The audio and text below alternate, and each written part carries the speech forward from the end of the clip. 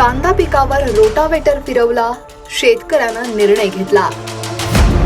शेतकऱ्यासोबत आता जे घडतंय ते ऐकून तुम्हालाही प्रेरणा मिळेल। जिद्द असेल तर शेतीतून सोनं पिकवता येतं, याचं जिवंत उदाहरण बीडमध्ये पाहायला मिळतंय।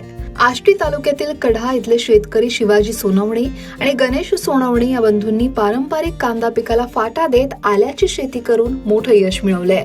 2.5 एकर क्षेत्रात आल्याची लागवड करत तब्बल 400 क्विंटल उत्पादन घेतलं आणि जवळपास 25 लाख रुपयांचं उत्पन्न मिळवलंय। विशेष म्हणजे पहिल्या वर्षी एकरी सुमारे 1,70,000 रुपये खर्च आला, तर दुसऱ्या वर्षी हा खर्च फक्त 50,000 पर्यंत खाली येणार असल्याचं शेतकऱ्यांनी सांगितलंय।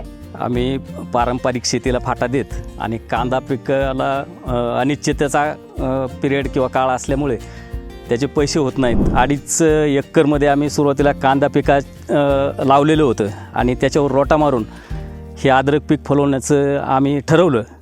त्यानंतर 5 फुटाचे बेड टाकून त्यावर ठिबकने पाणी संच सोडून अतिशय कमी पाण्यात आणि जैविक पद्धतीने 400 क्विंटलपर्यंत आम्हाला हे उत्पन्न आलेलं आहे। संभाजीनगरहून बेणे आणले होते 2700 किलो, तर त्या 2700 किलोची लागवड आम्ही 2.5 एकरामध्ये केली आणि 400 क्विंटल हे जैविक पद्धतीने हे अद्रक आम्ही उत्पन्न घेतलेलं आहे।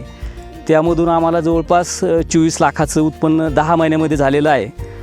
इतर शेतकऱ्यांनी कमी पाण्यामध्ये आणि असे पारंपरिक शेतीला किंवा पिकांना फाटा देऊन जे आपल्याला नगदी पिकं किंवा कमी पाण्यावर येणारे आष्टी तालुक्यातील कमी पाणी असल्यामुळे असे पिके घ्यावेत आणि कमी पाण्याचा उपयोग करून मजूरही कमी लागतात या पिकांना, तर अशा पिकाची निवड करून इतर शेतकऱ्यांनीही किंवा युवा शेतकऱ्यांनी अशा पद्धतीने पिकं करून उत्पन्न घ्यावे अशी मी आता अद्रक हे पीक आयुर्वेदिक आणि रोजच्या आहारातील अतिशय महत्त्वाचा घटक बनलेला आहे।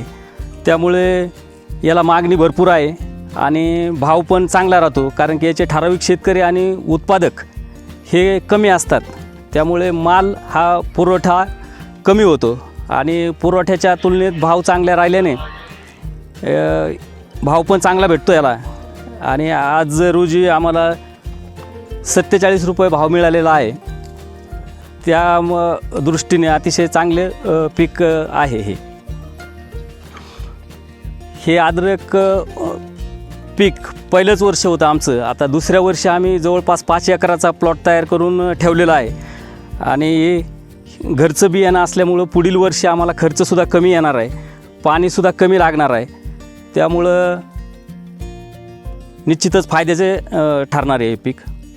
साधारण खर्च 2.5 एकराला 2.25 लाख रुपयापर्यंत खर्च आला होता आम्हाला, तर पुढील वर्षी त्यातून अतिशय कमी प्रमाणात म्हणजे 5 एकरात कमी खर्च आमचं बेणं घरचं असल्यामुळं अजून आम्हाला फायदा होणार आहे त्यामध्ये। ठिबक सिंचनाचा वापर, जैविक फवारणी आणि नियोजनबद्ध शेतीच्या जोरावर दुष्काळी भागातही हा यशस्वी प्रयोग करण्यात आलाय। कांदा पिकाला भावाची शाश्वती नसल्यानं आल्याकडे वळण्याचा निर्णय घेतल्याचं सोनवणे बंधूंनी सांगितलं।